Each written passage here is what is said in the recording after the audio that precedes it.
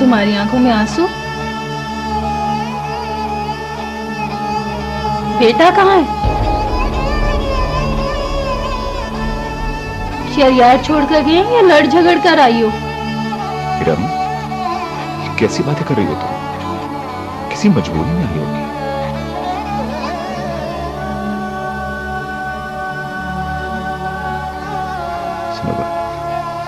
बताओ मेरी बहन, क्या हुआ? बताओ। बताओ प्लीज, क्या बात? भैया, भैया, उन्होंने मुझे तलाक दे दिया। क्या?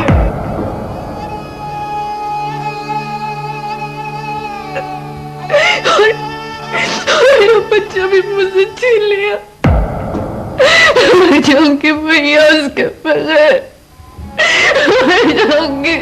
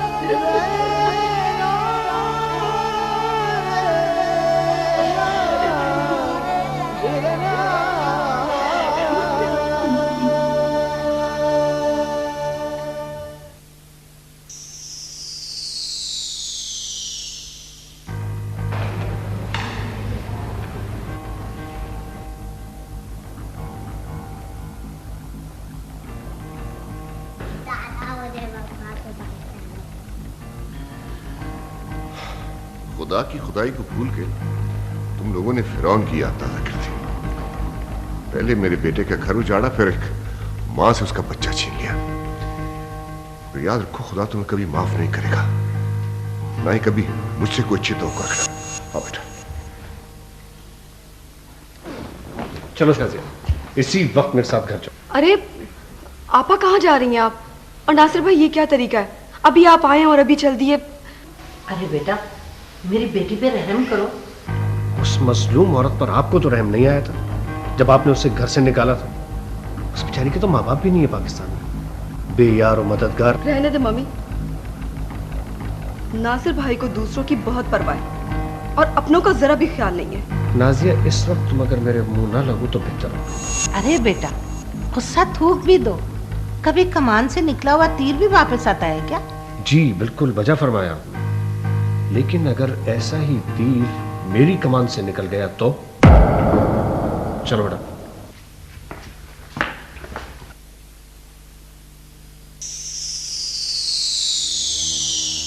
वैसे सनोबर, तुम्हारा मुजरिम मैं हूं। मेरी वजह से तुम पर यह क़यामत टूटी है। अगर शहरियार से मेरी मुलाकात हो जाती तो। नहीं भाई, अपने आप को मत गुस्से। अब तो जो होना था वो हो ही चुका है। नसीब के लिखे को कौन टाल सकता है? हाँ, और नसीब जाने क्या क्या रंग दिखाए।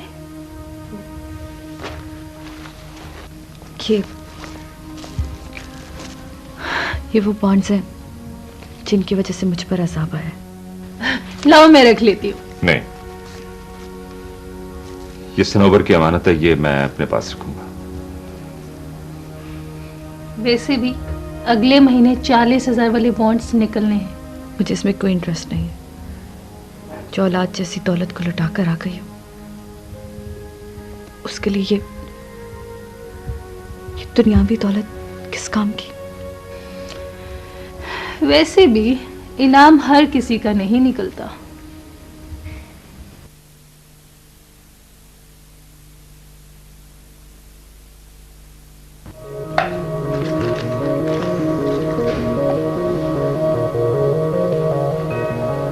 यार रोमी, अभी तक नाश्ता कर रहे हो तुम? चलो भाई। आप बैठे नाश्ता कर लें। नहीं, मैं नहीं कर रहा। क्यों नासिर, ये क्या बात हुई? आपने, मुझे लग रहा है, रात की उस बात से मूड ऑफ किया हुआ है अपना। बैठे। देखो, सुबह सुबह मेरा मुंह मत खोलो प्लीज। चल यार। पापा, मुझे तो बॉबी का ख्याल आ रहा है कि वो अपनी मामा के बगैर कैसे रह रहा होगा। नाजिया खाला ने अच्छा नहीं किया। नोमी, नाश्ता करो और स्कूल जाओ। सारे जहान का दर्द पालने की कोई जरूरत नहीं है। तुम्हारी मम्मा सही कह रही है बेटा, दर्द मत पालो, वरना दूसरों की दर्द की दवा कहाँ से लाओगे। जल्लाद कभी मसीहा बन सकते हैं। एनीवे चल यार, देर हो रही है। ठीक है चले पापा, बाय मामा। ओके बाय बेटा, बाय बेटा।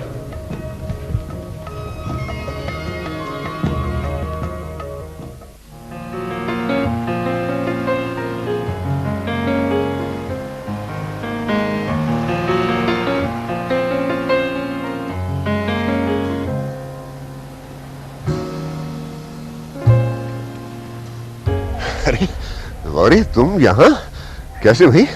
अरे यार, दिल ने दिल लगी की और डॉक्टर ने हमारी दौड़ लगवा दी।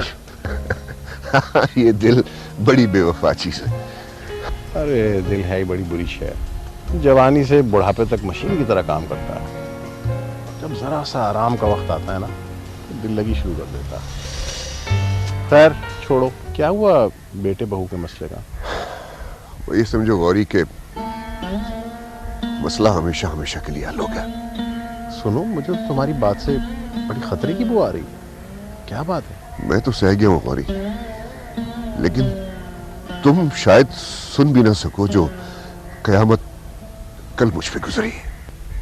यार, इसका मतलब तो ये है कि बदगुमानी के जहर ने अपना असर दिखा दिया। कल जब तुम्हारा फोन नहीं आया तो बड़े अजीब अजीब मुझे ख्याल आ रहे थे। बड़ा परेशान से था मैं तुम्हें फ़ोन भी नहीं किया, इसलिए फ़ोन करते हुए तो मेरा दिल डूब सा रहा था यार।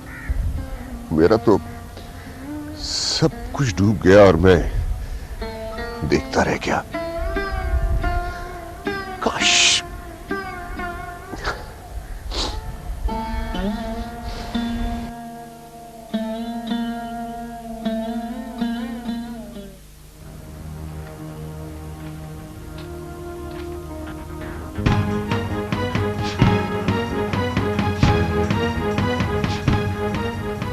गॉड।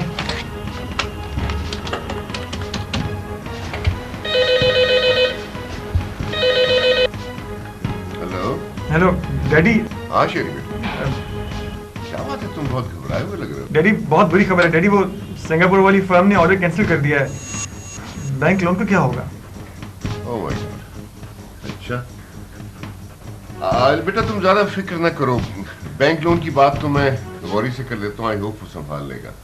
तुम्हें याद होगा बेटा, मैंने तुमसे कहा था कि रिस्क औरत के नसीब का होता है जिसे तुम ठुकरा चुके हो।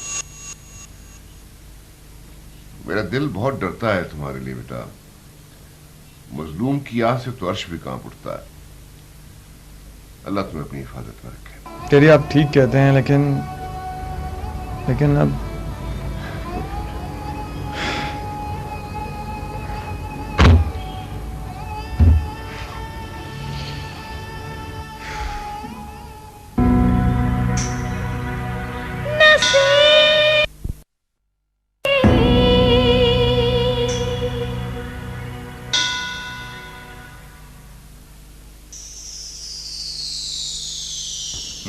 सब ठीक ठाक थे, मेरी बात होगी वैसे उनसे।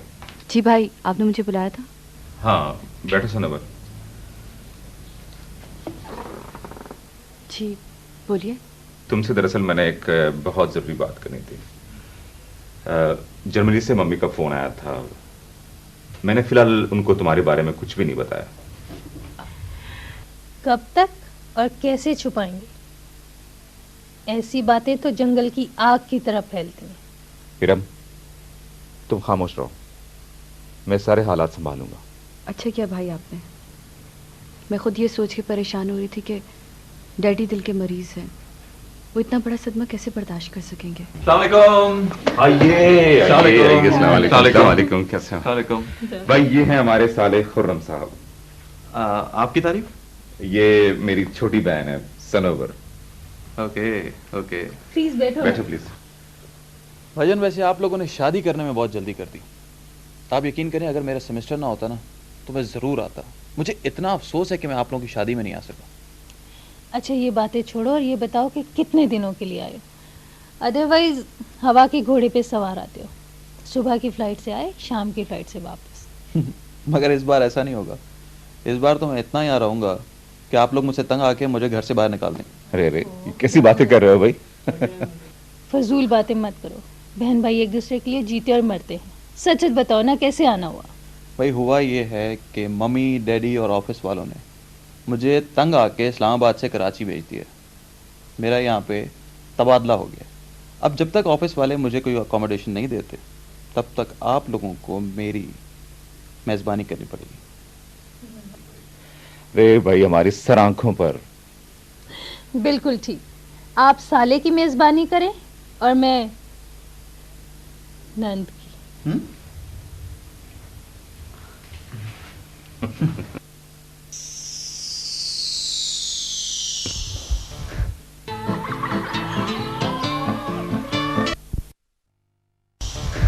नाज़िया, नाज़िया। अच्छा बाबा, 1 मिनट आ रही है। जी बोले। नाज़ो बहुत थकन हो गई, अपने हाथों की बनी हुई अच्छी सी चाय पिला दो। अच्छा भाभी, चाय मैं भी पीऊंगा। खाने पीने के मामले में तुम कभी पीछे रहे हो? अभी लाती हूँ मैं। यार शकील, कल से मैं बहुत खुश हूँ।